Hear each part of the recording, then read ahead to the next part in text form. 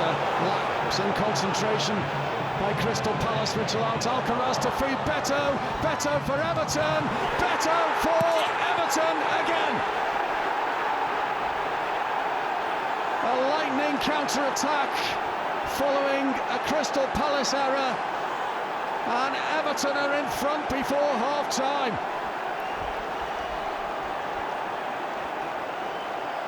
Beto has 4 goals in his last 3 Premier League games for Everton. He's on fire. Palace 0, Everton 1.